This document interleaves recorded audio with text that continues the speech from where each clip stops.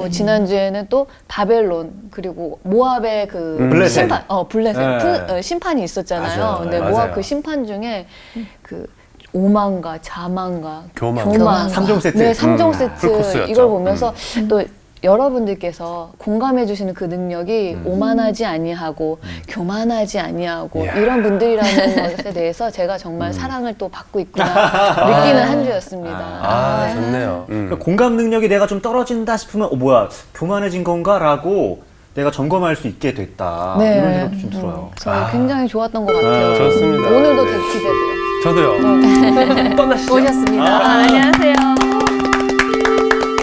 안녕하세요. 안녕하세요. 네, 복습하고 있었어요. 네. 네. 네. 공감 능력을 가지면서 음. 다른 사람을 이해하는 그런 삶을 맞습니다. 살아야 되겠다. 뭐 이런 이야기 하고 있었어요. 제레미 립킨이라고 하는 학자가 있는데 그분은 공감의 시대라고 하는 책에서 인류의 역사라고 하는 것은 공감의 확대 과정이라고 그렇게 얘기를 해왔습니다.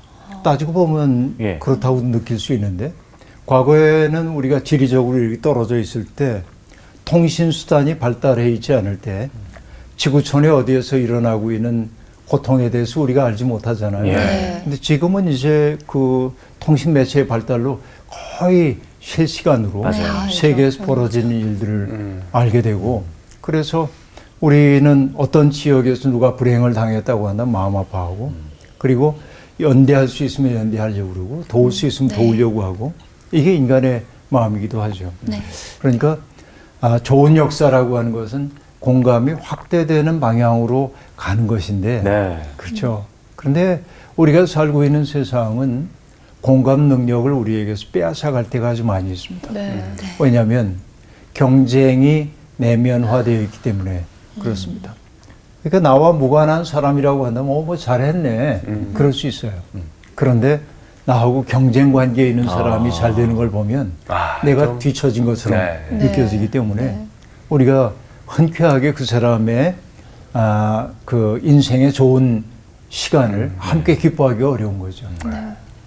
임마누엘 칸트가 한 얘기인데 가장 친한 친구의 불행 속에는 기분 나쁘지 않은 뭔가가 있다. 근데 왜 이해가 가죠, 근데 좀. 인간이 그런 게 여러분 이걸 우리 속담으로 얘기하자면 사촌이 땅 땅을 사서. 하면 그래요. 배가 아프다 그런 말들 네. 이잖아요. 회개합니다. 인간이 그렇죠. 네. 그러니까 공감의 능력을 빼앗아가는 것 이런 것들이 경쟁이고 효율을 숭상하는 거고 그러니까 경쟁에서 이긴 사람들이 나는 그럴 만한 자격이 있어 교만한 거죠. 네. 여러분 최근 한 20년 사이에 미국에 사용되고 있는 매스컴에 사용되고 있는 단어 가운데 과거에 비해서 2배로 늘어난 단어가 있다고 합니다. 그 단어는 뭐냐면 you deserve라고 한 말인데 너 그럴 자격이 있어 자격이 그런 있어. 말이에요. 정말요? 네. 우리는 난 그럴 자격이 있어. 네. 내가 얼마나 노력했는데 이런 말들이죠. 내가 그럴 자격이 있어. 그러니까 그럴 자격이 없는 사람이 나와 동일한 걸 누리려고 할 때 화가 나는 거예요, 사람들이. 좀 못된 심리네요. 이제 마이클 샌달이라고 하는 하버드 대학 교수가 공정하다는 착각이라고 한 말에서 들려주고 있는 말이기도 합니다. 예를 들면 하버드 대학에 들어온 학생들은 내가 이 학교에 들어온 것은 내 능력이야. 내가 엄청나게 노력했기 때문에 이 학교에 들어왔어. 되게 그렇게 생각한다는 거야. 그러나 그들이 그렇게 공부할 수 있었던 것은 그 부모들이 다 뒷받침해주고 서포트해주고. 맞아요. 여건이 되었기 때문이고 그렇죠. 네. 똑같은 여건 속에 여건을 누릴 수 없는 사람들이 더 많았는데 더 많죠. 훨씬 많죠. 훨씬 많죠. 그러니까 그들에 대해서는 공감할 능력이 없어져요. 내가 이만큼 노력했으니까 내가 이렇게 대접받는 게 당연하지. 이게 문제라고 볼 수 있습니다. 그래서 나는 그럴 자격이 있어 라고 한 말 속에 오만의 싹이 담겨 있음을 볼 수 있고 그 오만함은 공감 능력을 우리에게서 빼앗아 간다고 얘기를 했고 공감 능력이 사라지는 순간 타자는 함께 살아야 할 사람이 아니라 사랑해야 할 대상이 아니라 정복해야 할 대상이 되기 때문에 네. 하나님은 그것을 가장 미워하신다. 이게 그동안 우리가 일관되게 성서 공부를 통해 배워왔던 내용입니다. 네. 오늘 수업 에레미야 56강 열방에 대한 심판. 49장 1절부터 6절까지 정훈 학생. 암몬 자손에 대한 말씀이라 여호와께서 이와 같이 말씀하시되 이스라엘이 자식이 없느냐 상속자가 없느냐 말감이 갓을 점령하며 그 백성이 그 성읍들에 사는 것은 어찌 됨이냐 여호와의 말씀이니라. 그러므로 보라 날이 이르리니 내가 전쟁 소리로 암몬 자손의 라빠에 들리게 할 것이라. 라빠는 페어더미 언덕이 되겠고 그 마을들은 불에 탈 것이며 그때에 이스라엘은 자기를 점령하려던 자를 점령하리라. 여호와의 말씀이니라. 헤스보나 슬피 울지어다. 아이가 황폐하였도다. 너희 라빠의 딸들아 부르짖을지어다. 굵은 배를 감고 애통하며 울타리 가운데에서 허둥지둥할지어다. 말감과 그 제사장들과 그 고관들이 다 사로잡혀 가리로다. 페어칸 딸아 어찌하여 골짜기 곧 내 흐르는 골짜기를 자랑하느냐. 내가 어찌하여 재물을 의뢰하여 말하기를 누가 내게 대적하여 오리요 하느냐. 주 만군의 여호와의 말씀이니라. 보라 내가 두려움을 내 사방에서 내게 오게 하리니 너희 각 사람이 앞으로 쫓겨나갈 것이요 도망하는 자들을 모을 자가 없으리라. 그러나 그 후에 내가 암몬 자손의 포로로 돌아가게 하리라. 여호와의 말씀이니라. 여러분 이 성경 읽으면서 이런 느낌 들었는지 모르겠는데요. 예레미야라고 하는 분이 어쩌면 이렇게 국제적 감각이 있을까? 그렇잖아요. 네. 주변 세계에 대한 이해가 굉장히 깊어요. 예. 그 사회가 자랑스러워하는 게 뭔지도 알고 있고, 그래서 문제가 뭔지도 꿰뚫어 알고 있습니다. 여러분 하나님의 눈으로 역사를 보는 사람들이 예언자들인데, 그러니까 이 예레미야는 하나님에 대해서 관념적으로 골똘한 사람이 아니고 세상 돌아가는 일들을 다 지켜보는 거야. 국제관계 같은 것들을. 그리고 그 속에서 하나님의 섭리가 무엇인지를 아는 거죠. 그러니까 신앙생활을 한다고 하는 것은 내 내면의 문제에만 집중하는 게 아니다. 예. 한 얘기입니다. 우리가 함께 살아가고 있는 세상이 어떻게 돌아가고 있고 그 속에서 하나님의 뜻이 어떻게 흘러가고 있는지를 예민하게 알아차리는 것이죠. 이게 이제 예언자이고 예레미야는 바로 그런 걸 보여줘요. 놀랍잖아요. 예. 우리가 뭐 일본에서 어떤 일이 벌어지는지 우리가 잘 모르잖아요. 네. 중국에서 어떤 일이 관심을 갖고 보지 않으면 알기가 어려운데 예레미야는 이스라엘 주변 세계에서 벌어지고 있는 모든 일들을 눈여겨보고 오늘처럼 뭐 컴퓨터를 가지고 검색해서 알았겠어요? 아니죠. 네. 들려오는 여러 얘기들을 수집하고 그것을 가지고 하나님의 뜻이 어디에 있는지를 생각했을 거 아니에요. 이게 놀라운 점 가운데 하나입니다. 여기 여러분 지도 하나를 그려놨는데요. 엉성한 지도입니다만은 여기는 어디예요? 사해? 아 아니다. 지중해. 지중해. 지중해. 이게 이제 이스라엘 땅인데 네. 그렇죠? 사해변에 예루살렘이 여기에 있고 네. 이렇게 이제 돼 있어요. 갈멜산, 그 유명한 갈멜산이 이렇게 뼈쭉 아예 나와 있는 이 지점이 있고요. 갈멜산에서 이렇게 흐르는 강이 기손강이라는 강이고, 기손강. 그 다음에 여기 흐르고 있는 이 강을 뭐라고 얘기하죠? 요단강. 요단강. 요단강. 네. 이 요단강이라고 하는 건 뭐냐면은 이 위에가 이스라엘의 영토 전체를 얘기할 때 단에서부터 부엘세바까지 그러거든요. 네. 단은 요 위에 있고 부엘세바는 요 부엘세바는. 밑에예요. 네. 이게 이스라엘의 영토인데 네. 그래서 단으로부터 흐르다라는 뜻이 요르단이에요. 요단강이라는 게 요르단이라는 게 단으로부터 물이 흘러내려와 이게 요단강이에요. 그러니까 단에 여러분 가보면 지금도 이제 이스라엘 가보면 물이 정말 콸콸콸콸 넘치는데 아주 아름답습니다. 그 흘러요. 그래서 이렇게 흘러와 가지고 갈릴리 호수에 모여졌다가 갈릴리 호수에서 이렇게 흘러가요. 네. 사해까지. 네. 그래서 이거를 상부 요르단이라고 하고 여기를 하부 요르단이라고 얘기한단 말이에요. 네. 그리고 이 물은 사해까지 가서 더 이상 흘러가지 않아. 해수면보다 낮은 곳에 있어요. 바다가. 아, 그래서 이 물은 사해의 물은 짜죠. 고인물. 네. 예. 고여 있기 때문에 이렇게 돼 있어요. 그리고 이 요르단강을 중심으로 해서 이 요르단강의 동편 지역이 지금으로 얘기하면 어떤 나라냐면 요르단입니다. 국가. 요르단. 근데 아주 척박한 땅이에요. 여기가. 네. 근데 세 개의 큰 골짜기가 영토를 분할하고 있습니다. 뭐냐면 아르묵이라고 하는 강이 있고, 그리고 여러분 들어보셨죠? 네. 야복강. 야복강. 누구 이야기이죠? 야곱? 야곱이죠. 네. 돌배 고졌다가. 아, 돌베개 베고 잤던 야곱이 바단 아람의 외삼촌의 집에서부터 고향으로 돌아올 때 형 에서를 만날 생각에 두려움 느꼈는데, 그래서 자기의 가족들과 재산들을 둘로 나누고 앞서 보내놓고 본인은 뒤에서 기도하죠. 야복강에서. 이게 야복강, 그 유명한. 그리고 맨 밑에 흐르는 강이 아르논 강이라고 하는 깊은 계곡입니다. 그래서 이 강들을 중심으로 해가지고 영토가 나뉘어져 있는데, 사해 남쪽은 에돔, 에서를 선조로 하고 있는 에돔이 아. 차지하고 있고, 네. 그리고 이 아르논 강을 중심으로 해서 이 사해 좌편 지역에 지난주에 얘기했던 모압이 있고, 네. 여기. 네. 그리고 야복강을 중심으로 해가지고 아르묵강까지 여기를 암몬이라고 얘기를 하고 있고, 그리고 그 위에가 아람 세계입니다. 근데 그동안 이제 여기가 뭐였죠? 블레셋. 네. 네, 여기는. 블레셋. 기억나죠? 예. 네. 이 밑으로 가면 뭐가 있어요? 애굽이 있죠? 네. 네.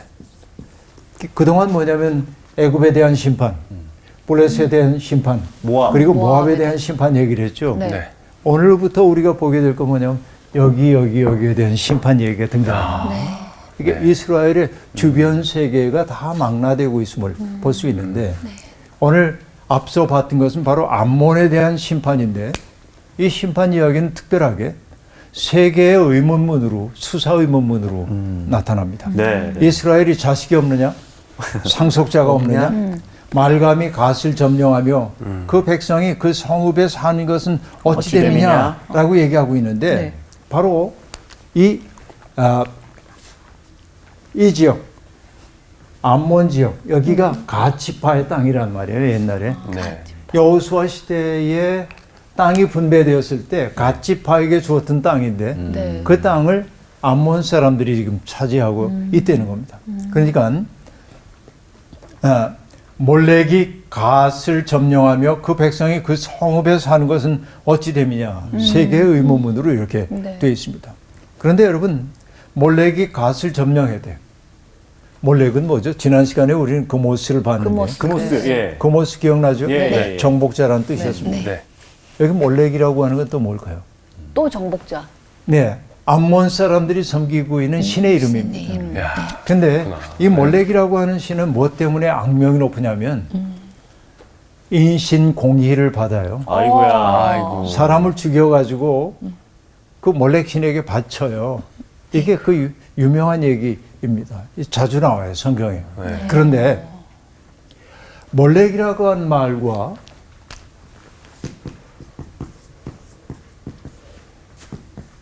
멜렉라고 하는 말이 유사하죠, 발음이. 네. 네.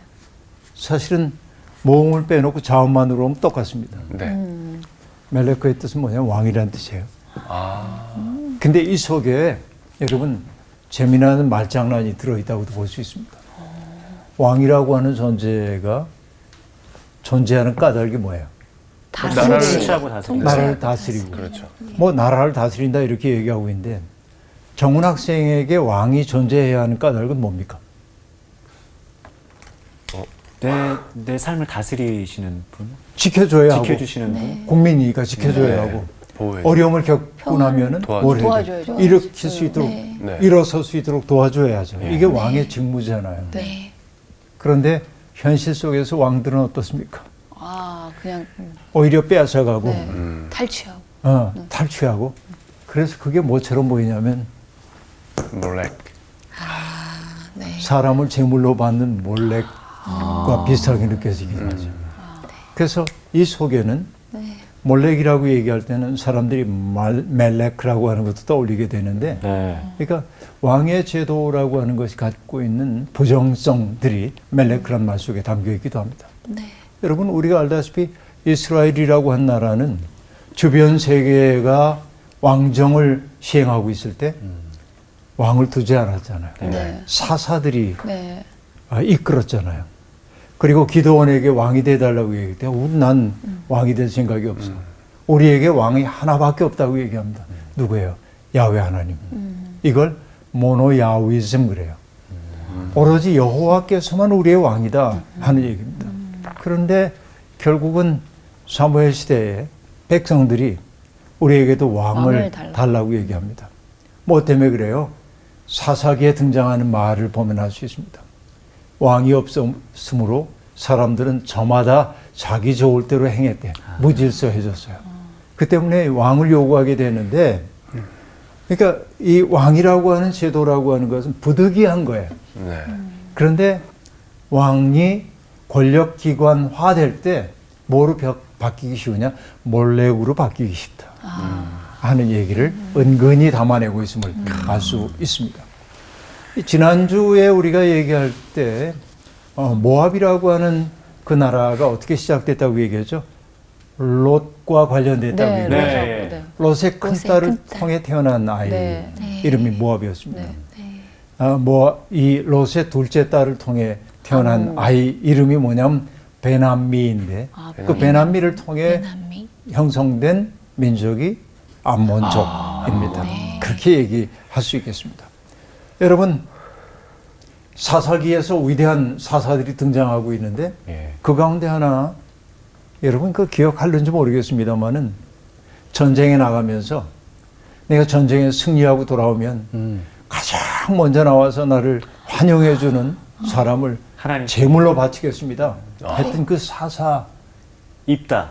와, 역시 에이스. 맞아요. 입다 맞아요. 왜 그랬어 입다.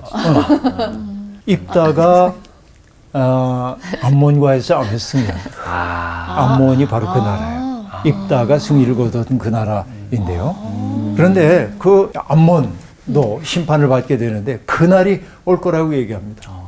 암몬의 주도인 라빠의 전쟁의 함성이 들려올 거라고 얘기하고 그들이 폐허더미로 변하고 성읍은 불에 타고 그 때문에 이스라엘은 빼앗겼던 땅을 암몬으로부터 되찾게 될 거라고 얘기하고 있고 암몬이 자랑스러워하던 아이성은 멸망했고 그리고 아이성이 자랑하고 있었던 암몬이 자랑하던 헤스본도 통곡하게 될 것임을 얘기하고 있고 지난주 우리가 공부했던 것처럼 모압의 주신인 그모스가 제사장들과 함께 끌려갔던 것처럼 네. 암몬의 신인 몰렉도 몰렉. 그 제사장들과 함께 고관들과 함께 포로로 끌려가게 될 것임을 얘기하고 있고 그렇죠. 그들이 암몬이 자랑하고 있었던 비옥한 골짜기들은 이미 고갈되었고 그렇죠. 그들이 의지하고 있던 재물도 다 사라져버리고 말았다라고 얘기합니다. 네. 왜 그럴까요? 주님이 치셨어요. 네. 그래서 그들의 운명은 뭐냐면 흩어져 도망하게 될 것임을 얘기하고 있습니다. 이게 암몬의 운명입니다. 네. 그런데 여기에 보면은 암몬이 왜 심판을 받는지에 대한 이야기는 별로 등장하지 않습니다. 네. 그렇죠? 네. 여기는 아무리 찾아봐도 예. 암몬이 왜 심판받았는지에 대한 이야기가 별로 등장하지 않고 있습니다.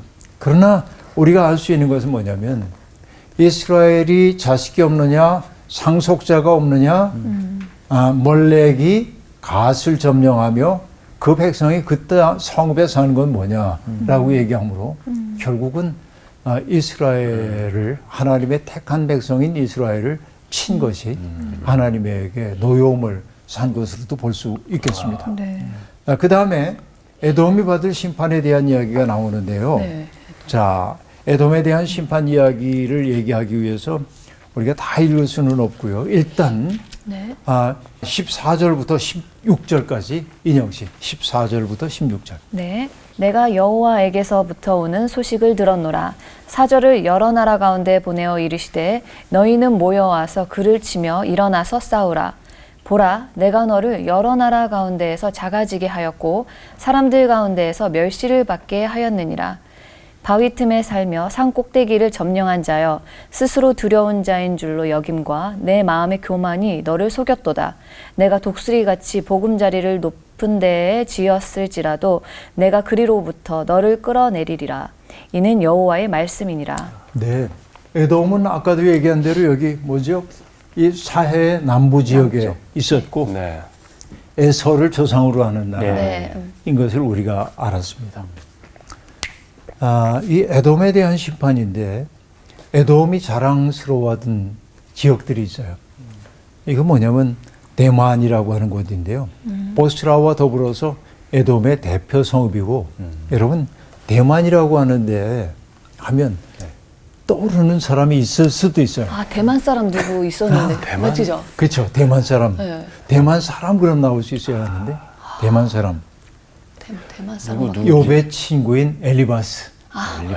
대만. 엘리바스와 맞아, 욥기에서 나왔던 거. 욥기에서 나왔어요. 네. 엘리바스가 대만 사람인데요. 이 대만은 아주 그 어떤 지역으로 알려져 있냐면 지혜자가 많다고 알려진 장소입니다. 어떤 지역마다 그런 기억들이 있잖아요. 네. 우리나라에도 그런 게 있나? 옛날에 사과하면 어디가 떠올랐어요? 영주. 아니야. 우리나라 대구. 청성. 대구? 네, 옛날엔 대구였는데 지금 많이 바뀌었죠? 네. 참외, 성주. 성주, 성주. 배. 나주. 나주. 나주지. 응. 여하튼 여기 이제 대만이라고 하는 것은 예. 그 보스라와 더불어서 에돔을 대표하는 성읍이고 지혜자들이 많이 나온다고 그렇게 알려졌던 대만. 곳입니다. 예. 그런데 성경은 뭐라고 얘기하냐면 7절에 보니까 대만에 다시는 지혜가 없게 되었느냐? 명철한 자에게 책략이 끊어졌느냐? 그들의 지혜가 없어졌느냐? 라고 얘기를 하고 있습니다. 결국은 심판을 받을 때 그들의 지혜가 무력한 거인 거죠. 왜냐하면 국가의 위기가 닥쳐올 때 그들이 자랑스러워했던 지혜라고 하는 것이 아무 역할도 하지 못했다라고 얘기를 하고 있습니다. 그 다음에 여기 보면 그 다음에 8절에 보면 드단이라는 데가 등장하잖아요. 예. 참 수없이 많은 장소가 등장합니다만은 에돔의 남쪽 경계선을 넘어 이 북부 아라비아하고 연결되는 오아시 지대입니다. 거기가. 그러니까 교역의 중심지예요. 이거 얼마나 많은 사람들이 북적거렸겠어요. 그런데 그들에게 교역의 중심지인 드단 주민들에게 도망하래요. 깊은 곳에 숨으래요. 에서의 잔환을 그에게 닥치게 하여 그를 벌할 때가 이를 거다라고 말하고 있습니다. 그렇죠? 포도를 거두는 자들이 내게 이르면 약간의 열매도 남기지 아니하겠고 밤에 도둑이 오면 그 욕심이 자기까지 멸한다라고 말해서 그들이 철저하게 약탈당할 것임을 얘기하고 있습니다. 에서의 옷을 벗겨버린다는 얘기도 나옵니다. 숨을 곳이 드러나게 만든다고 얘기를 하고 있습니다. 그러나 하나님은 그들을 다 심판하지만은 고아들과 과부들은 주님께서 보살피신다 이렇게 되어 있습니다. 네. 그리고 여호와께서 이 에돔을 심판하시게 되는데 마치 진노의 잔을 그들에게 마시게 함으로 형벌을 당할 수밖에 없도록 만들겠다고 얘기를 하고 있는데 자, 에돔의 죄 어떤 것일까요? 여러분 혹시 페트라라고 하는 것을 들어본 적이 있습니까? 지명 가운데 페트라, 요르단에서 가장 유명한 관광지인데요. 페트라 못 들어보셨군요. 네. 요르단에 가는 사람들은 꼭 페트라라고 하는 곳을 가거든요. 그건 뭐냐면 붉은 협곡 속에 있는 옛날 도시예요. 저도 거기 페트라라고 하는 데를 가봤는데요. 계곡의 입구에 들어가면서부터 협곡인데 깎아지른 절벽 사이로 길이 나 있어요. 이렇게. 정말 그 깎아지른 절벽 속에 좁은 도로가 이렇게 나 있고 거기 통해 이렇게 들어가는 거예요. 근데 그 광경도 놀랍지만 또 하나 놀라는 게 뭐냐면 그 돌들이 붉은색입니다. 그래서 에돔이에요. 북다는 뜻이에요. 아, 맞아요. 그 지역이. 북다는 뜻이에요. 그죠? 네. 에돔에서라는 게 붉다는 뜻이었잖아요. 네. 그러니까 붉어요. 이 바위가 붉은 까닭이 뭐냐면은 광물 속에 들어있는 철 성분이 산소와 만나서 산화됐기 때문에 붉어. 그 토양이 철분이 많다는 얘기예요. 그러니까. 그런데 뭐냐면 그렇게 천혜의 계곡으로 둘러싸여 있기 때문에 외부의 적들이 침입하기가 어려워요. 네. 왜냐하면 그 골짜기만 딱 막고 있으면 예. 되니까 이제 그런 곳이에요. 그러니까 16절에 보면 이렇게 얘기합니다. 바위 틈에 살며 산 꼭대기를 점령한 자요. 스스로 두려운 자인 줄로 여김과 내 마음의 교만이 너를 속였도다. 자, 바위 틈에 살면서 산 꼭대기를 점령하고 있기 때문에 네. 네. 우리는 아무도 우리를 침공할 수 없어. 이렇게 자부를 해요. 그 스스로가 어마어마한 자부심 속에 있습니다. 그런데 내 마음의 교만이 너를 속였도다. 그러면 사람은요 언제나 제껴에 넘어갑니다. 제껴에 넘어가요. 이게 인간의 어리석음 가운데 하나입니다. 하나님은 이렇게 얘기합니다. 내가 독수리같이 보금자리를 높은 데 지었을지라도 내가 그리로부터 너를 끌어내리리라. 이는 여호와의 말씀이니라 라고 말합니다. 그러니까 가장 안전한 곳에 나는 있어. 누구도 우리를 끌어내릴 수 없어요. 그런데 뭐냐면 여호와께서 끌어내리겠다고 얘기를 합니다. 이게 교만함을 미워하시는 하나님의 심판입니다. 그리고 하나님이 말씀하십니다. 사자가 갑자기 덮치듯이 에돔으로 달려가서 주민들을 몰아내고 주님께서 택한 지도자를 세울 것이라고 얘기를 하고 있습니다. 그래서 19절에 보면 19절 네. 보라 사자가 요단강의 깊은 숲에서 나타나듯이 그가 와서 견고한 처소를 칠 것이라. 내가 즉시 그들을 거기서 쫓아내고 택한 자를 내가 그 위에 세우리니 나와 같은 자 누구며 나와 더불어 다툴 자 누구며 내 앞에 설 자가 누구냐 하는 말입니다. 자, 세 번역은요. 이 대목을 이렇게 번역합니다. 누가 나와 같다는 말이냐. 감히 나에게 따지며 대들 수 있는 자가 누구냐. 나에게 맞설 수 있는 목자가 누구냐라고 말합니다. 하나님이 하시려는 일을 막아낼 수 있는 사람 아무도 없다는 거예요. 이렇게 얘기하고 있습니다. 그러니까 정말 하나님은 이방 민족들을 끌어와서 에돔을 치시는데 그때 독수리같이 날아와 그의 날개를 보스라 위에 펼치는 그날 에돔의 용사들은 진통하는 여인처럼 될 거다라고 말하고 있습니다. 결국 에돔의 죄는 무엇이었습니까? 앞서 얘기했던 모압의 죄와 같습니다. 네. 뭐예요? 교만. 교만함입니다. 우린 강력하다. 누구도 우리를 해칠 수가 없다. 이 교만함이 하나님에게 미움을 받게 됐던 까닭임을 우리가 알 수 있습니다. 네. 그 다음에 다메섹이 받을 심판 얘기가 23절부터 등장하고 있는데요. 23절부터 27절까지. 이 대목은 다메섹은 어디냐면 바로 아람을 뜻하는 거예요. 아람. 주도가 다메섹입니다. 네. 자, 23절부터 27절까지 이루아 씨가 읽어주세요. 다메섹에 대한 말씀이라. 하맛과 아르밧이 수치를 당하리니 이는 흉한 소문을 듣고 낙담함이니라. 바닷가에서 비틀거리며 평안이 없도다. 다메섹이 피곤하여 몸을 돌이켜 달아나려 하니 떨림이 그를 움켜잡고 해산하는 여인같이 고통과 슬픔이 그를 사로잡았도다.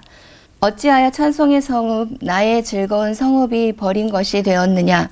이는 만군의 여호와의 말씀이니라. 그런즉 그날에 그의 장정들은 그 거리에 엎드러지겠고 모든 군사는 멸절될 것이며 내가 다메섹의 성벽에 불을 지르리니 베나닷의 궁전이 불타리라. 네, 다메섹이 받을 심판에 대한 얘기가 등장하는데요. 네. 다메섹은 주전 732년에 아수르에 병합되기까지 아람 제국의 수도였습니다. 그래서 다메섹 아람이라고 얘기를 하고 있는데요. 여기에 대표 성읍들이 하맛이라고 하는 성읍과 아르밧이라고 하는 성읍이 있습니다. 여러분 하맛과 아르밧이라고 하는 말도 언젠가 들어본 적은 있을 텐데 잘 기억이 안 날 겁니다. 유다 왕 히스기야 왕 때 아수르의 장수 랍사게가 찾아와서 항복할 것을 권유합니다. 그러면서 아수르의 왕 앞에 버텨낸 나라가 하나도 없다. 너희의 야훼 하나님이 너희를 지켜줄 거라고 하는 허망한 말을 믿지 말아라. 이렇게 얘기를 하면서 맨 먼저 정복되었던 나라를 얘기할 때 뭐라고 말하냐면 하맛과 아르밧의 신들도 자기 나라를 지켜낼 수가 없었다고 얘기를 하고 있습니다. 그때 등장하죠. 사실 이런 걸 다 기억하는 사람 별로 없을 거예요. 뿐만 아니라. 그러나 어쨌든 열왕기 하 18장에 보면은 바로 히스기야 왕 때 랍사게라고 하는 사람이 했던 말 가운데 하맛과 아르밧에 대한 이야기를 하고 있습니다. 자, 하나님은 그들을 이제 치려고 하시는데 네. 결국은 그들이 수치를 당하고 흉한 소문을 듣고 달아나기에 급급하게 될 텐데 그런데 얼마나 두려웠든지 그들이 겪는 고통이 반복되는 얘기이긴 합니다만은 해산하는 여인이 겪는 고통과 슬픔과 같을 거다라고 얘기를 하고 있습니다. 네. 그러니까 사람들에게 칭찬을 받던 도성, 그러니까 아주 이건 무적의 성읍이라고 여겨졌던 이 다마스커스가 버림을 받게 될 것이고, 그리고 그들의 자랑거리였던 젊은이들이 광장에서 쓰러지고, 그들이 자랑하던 군인들도 전멸을 당하고 말 거다 하고 말합니다. 그리고 베나닷의 궁궐을 태우게 될 거라고 얘기를 하고 있습니다. 재난이 휩쓸고 가게 될 것임을 얘기하고 있고요. 여기에서도 역시 다메섹이 왜 심판을 당하는지에 대한 이야기는 별로 등장하지 않고 있음을 우리가 알 수 있는데, 아무튼 여기에 칭찬을 받던 도성이 버림을 받았다고 하는 것을 볼 때 결국은 이런 것들이라고 볼 수 있습니다. 인간의 하나님은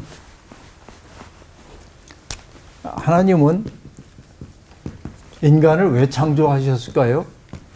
여러분, 유대인들의 재미난 얘기가 있습니다. 하나님은 이야기를 사랑하시기 때문에 인간을 만드셨대요. 같이 이야기 나누시네요.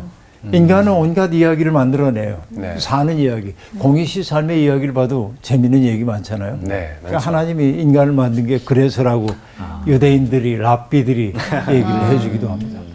그런데 하나님은 인간을 만드실 때 여기 인이라고 하는 글자가 서로가 비스듬히 기대고 있는 모습으로 쓰게 되죠. 둘이 기대고 있는 모습이라고 볼 수 있습니다.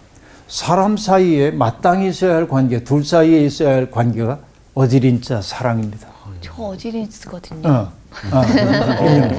그렇죠. 이게 사람 사이에 마땅히 있어야 할 관계가 어지임. 그러니까 인간이라고 하는 것의 본질이라고 하는 것은 뭐냐면은 너에 대한 책임을 질 때 인간다워지는 거예요.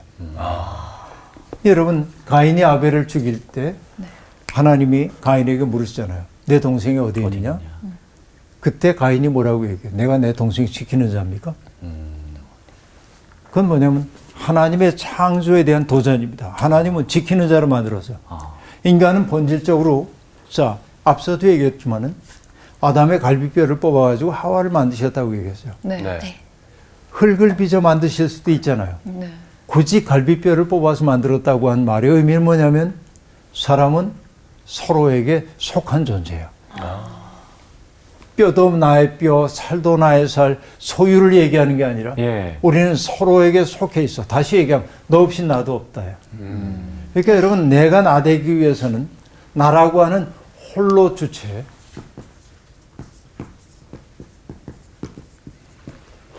이게 서양에서는 홀로 주체가 중요하지만 성서는 홀로 주체가 아니라 서로 주체입니다. 서로 주체. 너를 통해 내가 쓰는 거예요.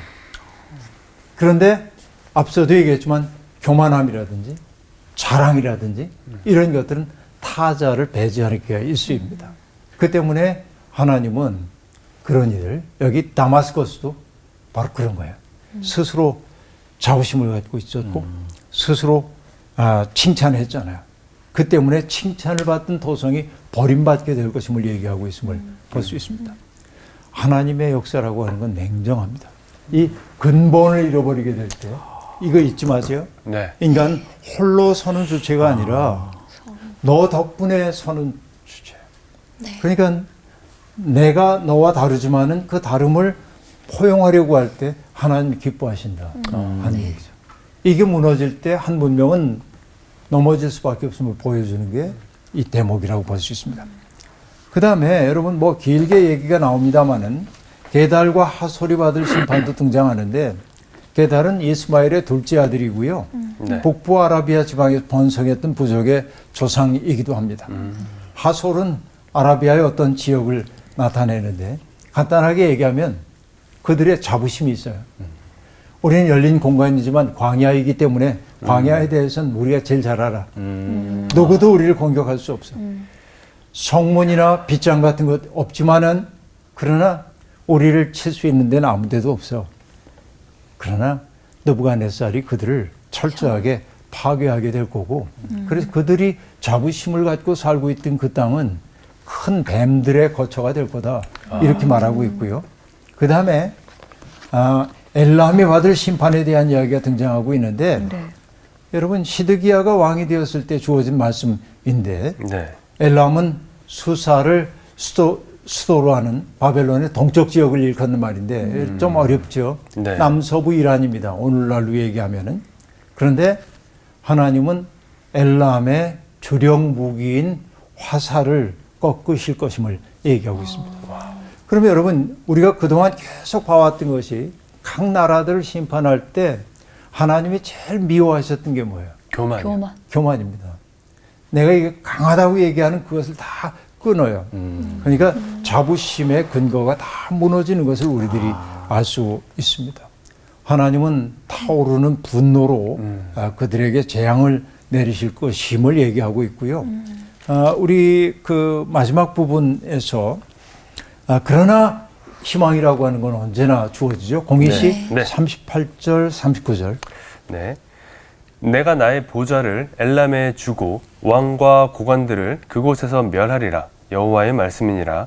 그러나 말일에 이르러 내가 엘람의 포로를 돌아가게 하리라. 여호와의 말씀이니라. 네, 하나님은 철저하게 인간의 교만함을 징계하고 치시지만은 네. 그러나 하나님의 심판은 언제나 파괴 그 자체가 목적이 아니기 때문에 여지를 두시고 회복될 수 있도록 희망을 남겨주시죠. 이게 우리가 마지막으로 보았던 대목이기도 합니다. 네. 자, 오늘 이야기를 마치면서 주전 7세기의 그리스의 철학자 역사가였던 헤시오도스라고 하는 사람이 했던 이야기를 떠올리고 싶습니다. 그는 인간의 역사를 금, 은, 동, 영웅의 시대, 철의 시대로 나눕니다. 인간의 역사를 그렇게 나눠요. 황금 시대는 어떤 때냐면 인간이 아무런 근심 없이 살 수 있는 때입니다. 하나님의 식탁에 앉아서 음식을 먹고 또 대지는 인간이 필요로 하는 것들 모든 것들을 평화롭게 내주는 때입니다. 그 때문에 고된 노동을 하지 않아도 행복하게 살 수 있는 때가 금의 시대입니다. 그러나 그 시대가 바뀌어서 은의 시대가 되면 조금씩 어려움이 찾아와요. 동의 시대도 그럽니다. 영웅의 시대가 되면은 결국 영웅들이 등장하는 것은 서사시의 주인공들이 대개 영웅입니다만 전쟁의 시기입니다. 사회적 불화가 많아져요. 그러다 영웅의 시대를 마감하면서 등장하는 게 뭐냐면 철의 시대인데 그 철의 시대는 하나님과 인간 사이의 교류가 끊어지고 그리고 정의가 아니라 폭력과 불의가 판을 치는 세상이 될 것임을 얘기하고 있는데 헤시오도스가 얘기하고 있는 이 철의 시대라고 하는 게 결국 뭐냐면 제국들이 발흥하기 시작하는 때를 일컫는 것입니다. 전쟁이 그칠 사이가 없는 때이죠. 그러니까 무고한 나라들이 그 힘 있는 자들의 칼날에 의해 유린되고 있는 그런 때이죠.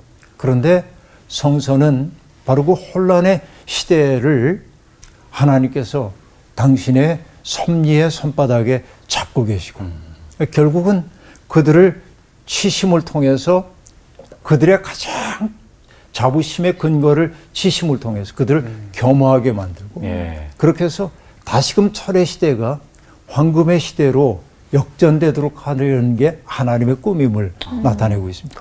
심판의 이야기는 심판 그 자체로 끝나는 게 아니라 오히려 심판 이후에 열리게 될 새로운 세상과 우리가 마주하지 않으면 안 되는 것이죠. 금의 시대에서부터 철의 시대를 향해서 타락해 가고 있는 게 인간의 역사라고 한다면 하나님의 역사는 철의 시대로부터 사람들을 돌이켜 금의 시대로 안내하는 것이고 우리가 믿음을 갖고 산다고 하는 것은 바로 그런 세상을 만들어가는 작은 희망을 만드는 일이라고 말할 수 있습니다. 하나님은 우리와 더불어 그런 꿈 꾸기를 원하십니다.